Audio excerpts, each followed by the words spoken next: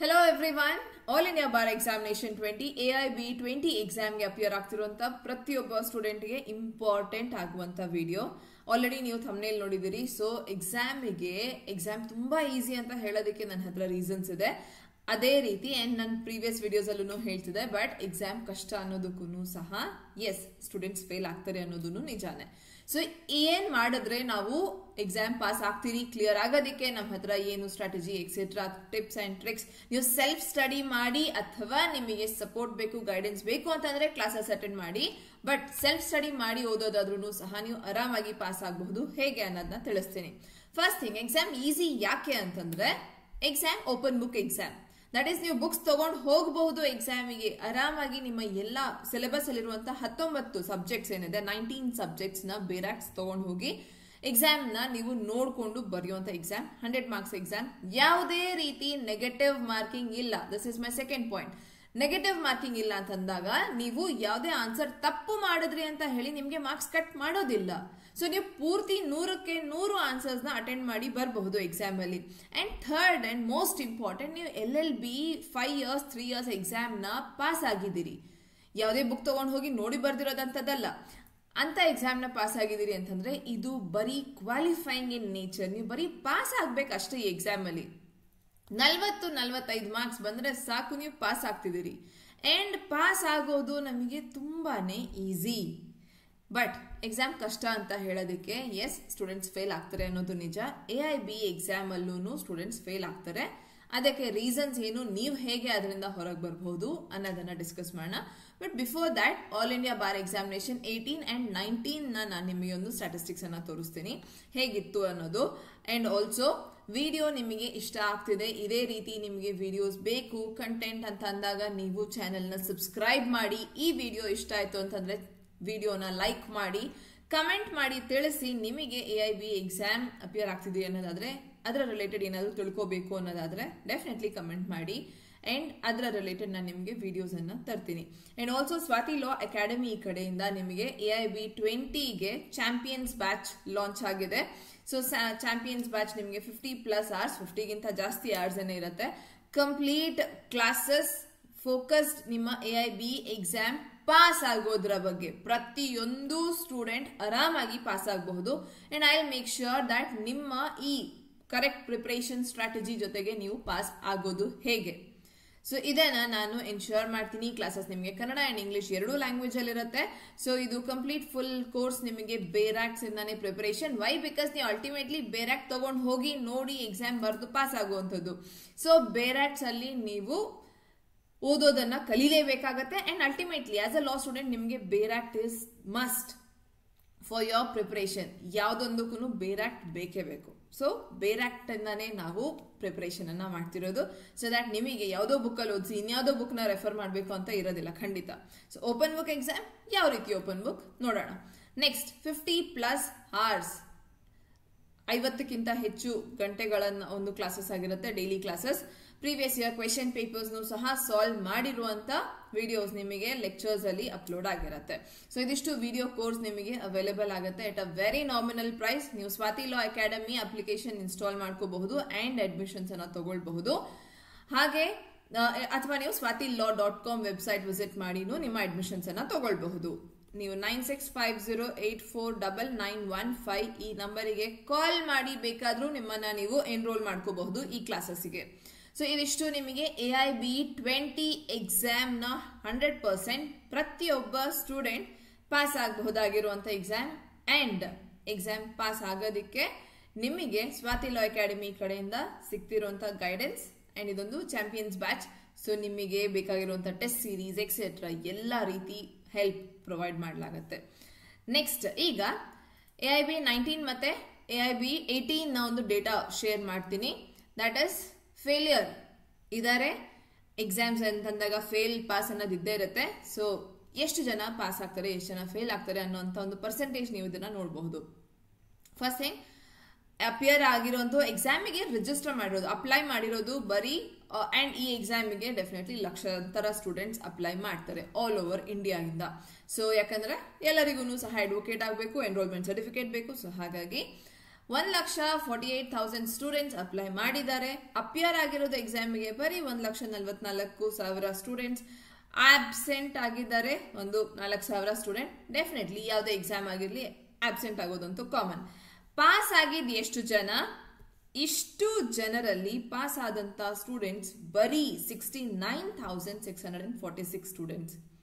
So fail ಆಗಿರೋದು ಅದಕ್ಕಿಂತ ಜಾಸ್ತಿ, 74,368 ಸ್ಟೂಡೆಂಟ್ಸ್ ಫೇಲ್ ಆಗಿದ್ದಾರೆ.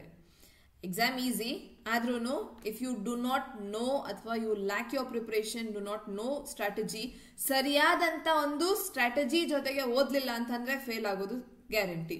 ಸೊ ಫೇಲ್ ಆಗಿರೋದನ್ನು ಸಹ ನಂಬರ್ಸ್ ನಾವಿಲ್ಲಿ ನೋಡಬಹುದು, which is more than the passing percentage.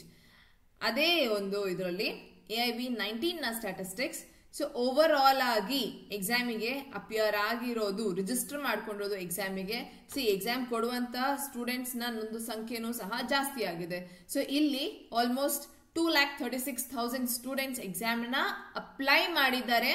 Appear ಆಗಿರೋದು 2,29,000 ಸ್ಟೂಡೆಂಟ್ಸ್, ಪಾಸ್ ಆಗಿರೋದು 1,77,000 ಸ್ಟೂಡೆಂಟ್ಸ್.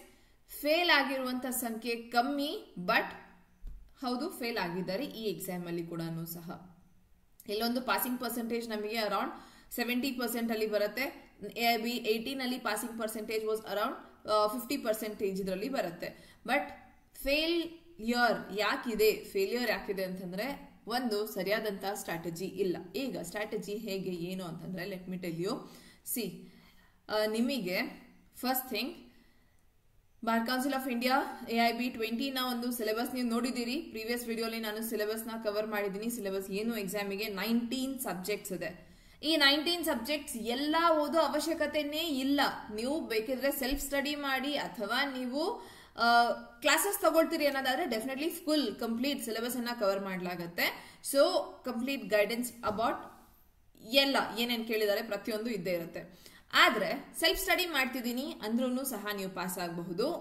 ಇಲ್ಲ ನೀವು ಯಾವ್ದೊಂದು ರೀತಿ ಪ್ರಿಪೇರ್ ಆಗ್ಬೇಕಂತಂದ್ರೂ ಮೇಜರ್ ಇಂಪಾರ್ಟೆಂಟ್ ಸಬ್ಜೆಕ್ಟ್ಸ್ ಏನ್ ರಿಕ್ವೈರ್ಡ್ ಇದೆ ಅದನ್ನ ಓದಿ.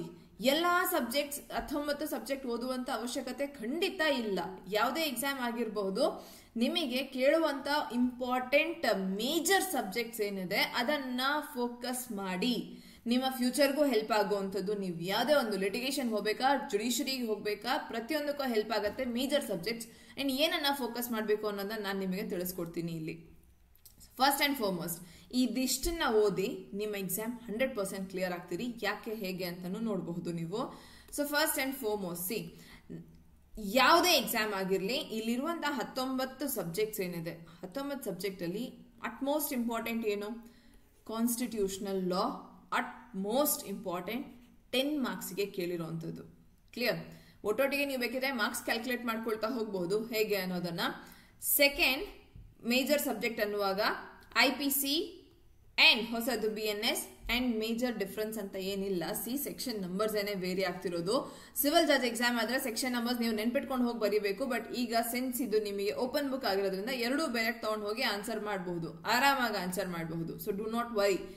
IPC, CRPC, CPC, evidence act major important ಅಂತ ಹೇಳುವಾಗ 3 ಕ್ರಿಮಿನಲ್ ಲಾ, CPC ಸಿವಿಲ್ ಲಾ, ಕಾನ್ಸ್ಟಿಟ್ಯೂಷನ್, ಇದಂತೂ 5 major important subject for any exam. ಇದಿಷ್ಟು ನಿಮಗೆ 10 ಮಾರ್ಕ್ಸ್, IPC ಇಂದ 8 marks, CRPC 10 marks, CPC 10 marks and evidence act 8 marks. ಒಂದು ಮೇಜರ್ ಚಂಕ್ ಎಂತ ಎಕ್ಸಾಮ್ ಆದ್ರೂ appear ಆಗಿ ಇದನ್ನ ಕೇಳ್ತಾರೆ. ಇದು ನಿಮಗೆ ಬೇಕೇ ಬೇಕು. ಕ್ಲಿಯರ್? ಇದಾದ್ಮೇಲೆ ನೀವು ಅಡ್ವೊಕೇಸಿಗೆ ಬರ್ತಿದ್ದೀರಿ ಅಂತಂದಾಗ ನೀವು 5th ತನಕ ಆಯ್ತು. ಸೊ ನಾವು ADR ಓಕೆ, ಅಷ್ಟು ಎಕ್ಸ್ಟ್ರೀಮ್ಲಿ ಇಂಪಾರ್ಟೆಂಟ್ ಅಂತ ಏನಲ್ಲ. Family law is another important subject. Family law and contract ಅಂತ ಹೇಳ್ಬಹುದು. Contract is also very important subject. So ಎಲ್ಲಿ ನಮಗೆ ಇದು law of contract, specific relief act, property law, NI act, ಇದು ಎಲ್ಲಾನು on the whole property loss ಅಂತ ಅಂದಾಗ TPA ಆಯ್ತಾ. ಇದನ್ನ ಒಂದು ತುಂಬಾ ಜನ ಕೇಳ್ತಾರೆ, ಪ್ರಾಪರ್ಟಿ ಲಾಸ್ ಏನು ಅಂತಂದ್ರೆ TPA ಬಗ್ಗೆ ಮಾತನಾಡ್ತಿದ್ದಾರೆ. ಸೋಗಾ, TPA ಇದನ್ನ ಮಾತನಾಡ್ತಿರುವಂತದ್ದು. ಸೊ ಏನು sales of goods act and TPA ಇಲ್ಲಿ ನಮಗೆ ಕವರ್ ಆಗುತ್ತೆ. ಫ್ಯಾಮಿಲಿ ಲಾ ಅಂಡ್ ಈ ಕಾಂಟ್ರಾಕ್ಟ್ ನ ಪೋರ್ಷನ್, ಫ್ಯಾಮಿಲಿ ಲಾ ಇಂದ ನಮಗೆ 8 ಮಾರ್ಕ್ಸ್ ಬರುತ್ತೆ. ಆಲ್ಸೋ ಲಾ ಆಫ್ ಕಾಂಟ್ರಾಕ್ಟ್ ಇಲ್ಲಿಂದನೂ ಸಹ ನಮಗೆ 8 ಮಾರ್ಕ್ಸ್ ಬರ್ತಿದೆ. ಆಲ್ವೇಸ್ ಪ್ರಯಾರಿಟೈಸ್, ಏನನ್ನ ಫಸ್ಟ್ ಓದಬೇಕು, ಏನ್ ಇಂಪಾರ್ಟೆಂಟ್, ಪ್ರಯಾರಿಟಿ ಸೆಟ್ ಮಾಡ್ಕೊಳ್ಳಿ. ಜೀವನದಲ್ಲಿ ಯಾವತ್ತು ಪ್ರಯಾರಿಟಿ ಸೆಟ್ ಮಾಡಲೇಬೇಕು. ಎಕ್ಸಾಮ್ ಅಲ್ಲೂ ಸಹ ಈ ಸಿಲೆಬಸ್ ಎಂಟೈರ್ ನಿಮಗೆ ಅವಶ್ಯಕತೆ ಇಲ್ಲ.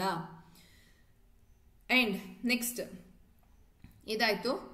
ಈಗ ಇಲ್ಲಿ ಸೊ ನಿಮಗೆ ಈ ಇದಿಷ್ಟು ಸಬ್ಜೆಕ್ಟ್ಸ್ ಎಷ್ಟು 5, 6 and 7 ಸಬ್ಜೆಕ್ಟ್ಸ್ ಆಯ್ತು. ಈ 7 ಸಬ್ಜೆಕ್ಟ್ಸ್ ನ ಕಂಪ್ಲೀಟ್ ನೀವು ಮಾರ್ಕ್ಸ್ ನ ಕ್ಯಾಲ್ಕುಲೇಟ್ ಮಾಡಿದ್ರೆ ನಿಮಗೆ it comes up to 62 marks.